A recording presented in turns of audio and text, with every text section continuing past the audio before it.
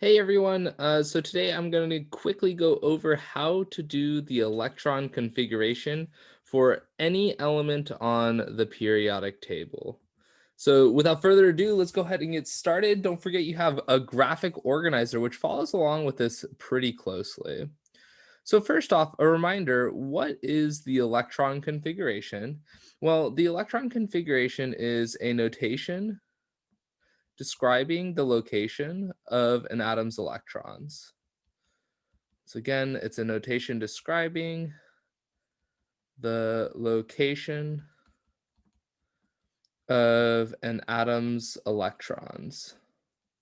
And as far as this goes, we absolutely need to understand the energy level. Energy level. And the energy level basically tells us how far the orbital and therefore the electron is from the nucleus. And remember, the energy level of 1 is going to be right next to the nucleus. Energy level 2, 3, 4, 5, essentially getting further and further and further away from the nucleus. So an energy level of 3 is essentially further from the nucleus than an energy level of 2. The other thing we need to understand is the sublevel. The sublevel, and in every energy level, we're gonna have a couple of sublevels. The sublevels are the shapes, different shapes of the orbitals, different shapes of the orbitals. For this, this is a image of the s orbital right here. This is the s orbital. This here is the p orbital. Notice it's a like dumbbell shape or a figure eight or an infinity sign. Over on the right hand side, we have the four-leaf clover d orbital, and there is an f orbital as well. The f orbital is very complicated and large. They kind of look like flowers if you're trying to associate something with those letters. Now, as far as this goes, the s orbital is introduced at the first energy level. The p orbital is introduced at the second energy level. And the d orbital is introduced at the third energy level. So basically, each one of these is added on to each subsequent energy level. Energy level is how far the orbital is from the nucleus.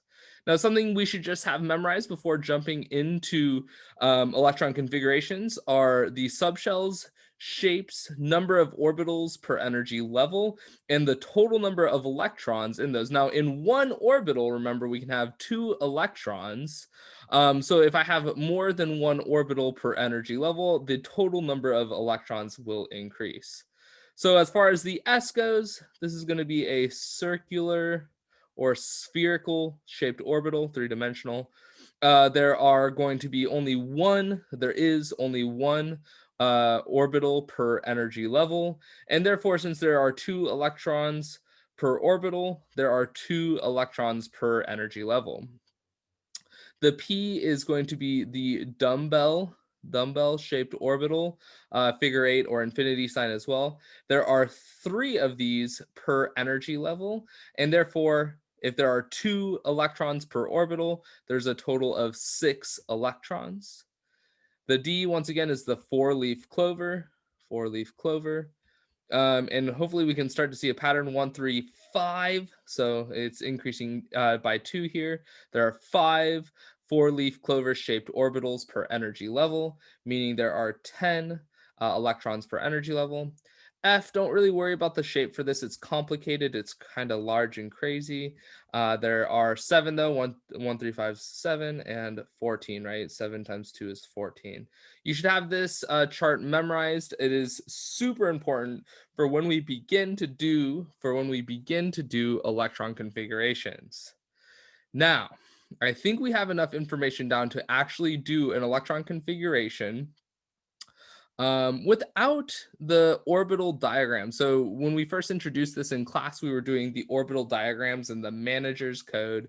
What we're going to be doing and using is the Aufbau principle, and you should just have on the side of your flashcard or in your, the first thing you write on the top of your test, this little chart over here, because really what this does is it tells us the order in which we fill orbitals, the order in which we fill orbitals.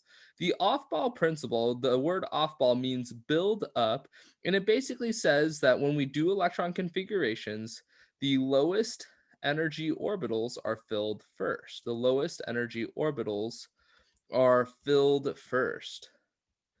And once again, the Aufbau principle basically gives us the order in which the orbitals are filled. Which the orbitals are filled. So essentially, if you're following along with these arrows, 1s is always first. 1s orbital is always first. 2s is next. Then after 2s, it's 2p. You're kind of going in this diagonal way. 3s, 3p, 4s, 3d, 4p, 5s, 4d, 5p, 6s, 4f, 5d, 6p, 7s, and you're just kind of following these diagonal lines down. Now, if you remember from our activity, the superscripts are referring to the number of electrons in that orbital. The 2, 6, 10, and 14 are indicating the maximum amount of electrons that can fill into that orbital. You can have less, but you cannot have more. You can have less, but you cannot have more. You can only have less than the maximum amount of electrons. You can only have less than the maximum amount of electrons in the last sublevel or last orbital that you fill. So keep that in mind as we jump into this. So last but not least, I do want to point out the periodic table is an excellent tool for this as well. Essentially, if you follow the periodic table top to bottom, left to right, you can fill the electron configuration for any atom out. Notice that the maximum amount of electrons for the S block, which is over here on the left, is 2, and there are two columns here. The maximum amount of electrons for the P is going to be 6, and notice there are 1, 2, 3, 4, 5, 6 columns on the P block. For the D, the maximum amount of electrons is 10. So 1, 2, 3, 4, 5, 6, 7, 8, 9, 10. So the number of columns is equal to the maximum number of electrons that you can fill for that. So let's go ahead and check out the electron configuration for hydrogen. It is 1s1, and let's make sure we understand a couple things. So hydrogen is the first element on the periodic table. It has one electron, and so we have to indicate the location of that one electron. So the superscript is always referring to the number of electrons, Once again, the S, P, D, and F is indicating the shape of the sublevel, the shape of the orbital. And the one coefficient, the coefficient up front, is referring to the energy level. The energy level indicates how far the electron is from the nucleus. So if it's in the first energy level, like this one is, it's relatively close to the nucleus. So energy level, shape, number of electrons. Essentially, if we were to have a positively charged nucleus for hydrogen, there would be a spherically shaped orbital around this nucleus. And within this spherically shaped orbital, there's one electron in it. This is kind of a way that we could represent what we see here. 1s1, there's one electron in a spherically shaped orbital, fairly close to the nucleus. So what we're going to go ahead and do next is go ahead and draw the electron configurations for a couple of atoms here, a couple of elements, starting with helium, moving all the way down to sulfur.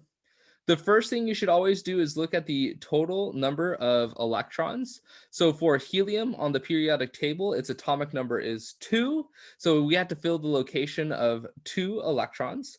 I want to remind you the order is 1s, 2s, 2p, 3s, 3p, 4s, 4p, 4d, 3d. And basically all we do for this is move diagonally from the top to bottom, left to right. So this is the order in which we're going to fill electrons until we get the total number of electrons. So let's start with helium here. Helium has 2 electrons. The first orbital I fill is the 1s orbital, And how many electrons at most can fit in the 1s orbital? 2. So that's already good to go. There were 2 electrons that I had to assign, and those 2 electrons go into the first subshell, so 1s2. Lithium is next. Lithium is atomic number 3 on the periodic table, so we have to find the location for 3 electrons. Now, if you're kind of following along here, we know that in the s orbital, the most electrons that I can put into it is 2. So the first orbital I'm going to fill is the 1s2. That accounts for 2 of these electrons, but I need to account for one more electron. So after I fill the 1s, where do I go next? I follow the arrow to s. And I've already located the location of 2 electrons, so I only need to put one more here. So 1s2, 2s1 is the electron configuration for lithium. Moving on, beryllium. Beryllium is element number 4 on the periodic table, so it has 4 electrons that I need to identify. I'm going to follow the order here, so starting with 1s. So 1s2, pretty much if it's not hydrogen, your first thing you're going to write for electron configurations is 1s2. I identified the location of 2 electrons of the 4, so I need to go ahead and do 2 more. After the diagonal, I move over to 2s, so it's going to be 2s2. So 1s2, 2s2. Boom. There's 4 electrons located. Next is boron with 5. So as you can see here, I'm just kind of gradually getting harder. Nitrogen has 7. Argon, I believe, has 18. That's going to be a big one, 18. Magnesium is at 12. And sulfur is at 16. So we're going to go ahead and try these out here. If you want to pause the video and you think you understand what you're doing, go ahead and try those out right now. Boron is up next. Now, boron has 5 electrons, and we know that the first 2 sublevels I have to fill is the 1s, and the maximum amount of electrons I can put is 2. And then the next one is 2s, and the maximum amount of electrons I can put is 2, because in the s subshell, right, I can only put 2 electrons. That means I've accounted for 4 electrons. I need one more, 4 of the 5, so I need one more. And the next orbital that I fill after the 3s is the 2p, the 2p. If I've identified the location of 2 electrons, I need to identify where one more is, so it's 2p1. So 1s2, 2s2, 2p1. This is the electron configuration for boron. Nitrogen is up next, and kind of the same thing, has the same start as boron. It's 1s2, 2s2, and that was 4 of the 7 electrons that I've identified.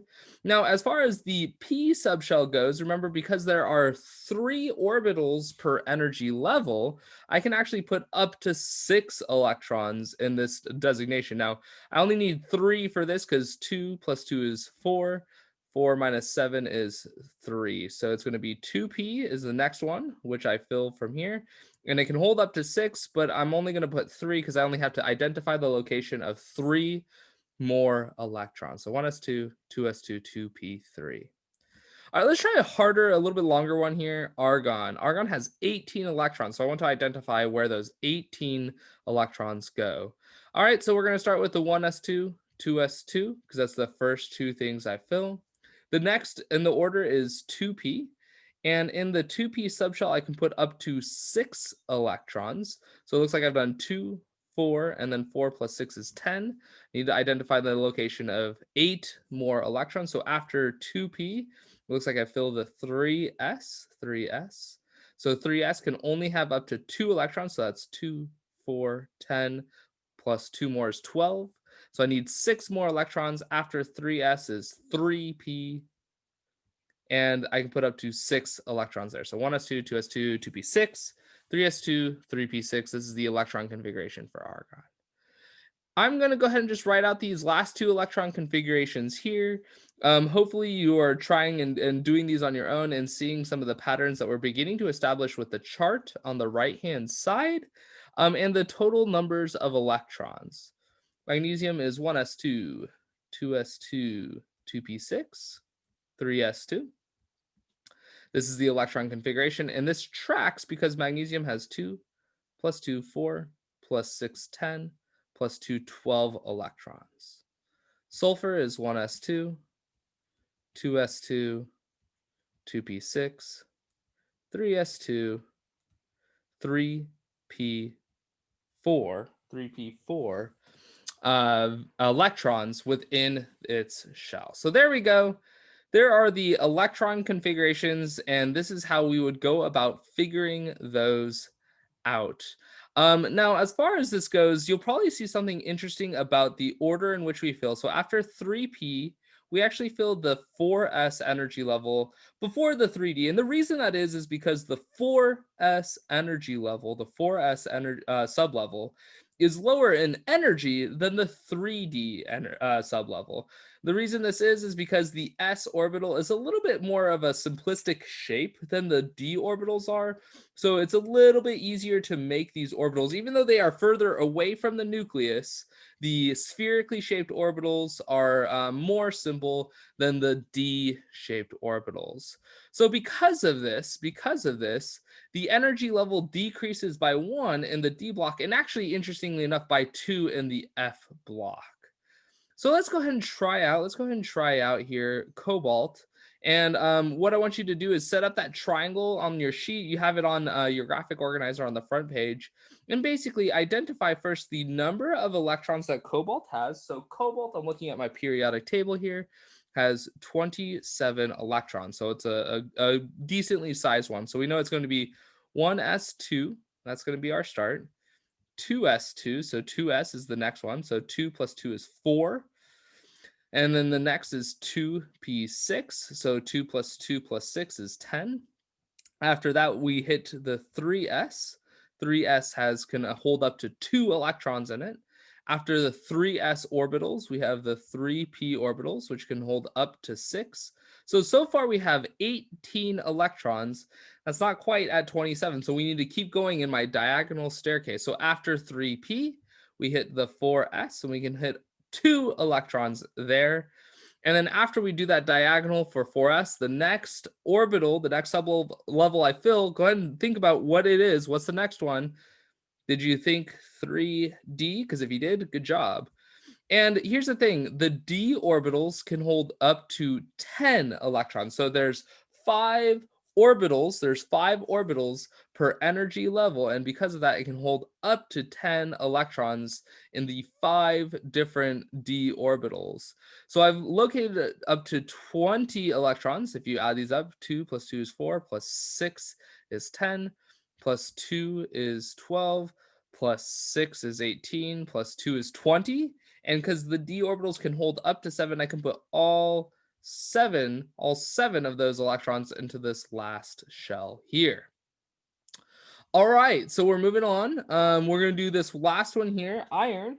Iron is actually right next to cobalt on the periodic table. It has 26 electrons. So luckily, if you're kind of following along and trying to identify the number of electrons, you can see that those electrons are going to be right next to, are going to be very similar to these electron configuration for cobalt. So it's going to be 1s2, 2s2, 2p6, 3s2, 3p6, 4s2, 3d, and because that was up to 26, notice that it's 26 electrons, not 27. So these are the 2 electron configurations for cobalt and iron. Notice that the 4s energy level, sublevel, was filled up before the 3d. That's all I want you guys to complete on your electron configurations for today. Otherwise, happy Halloween.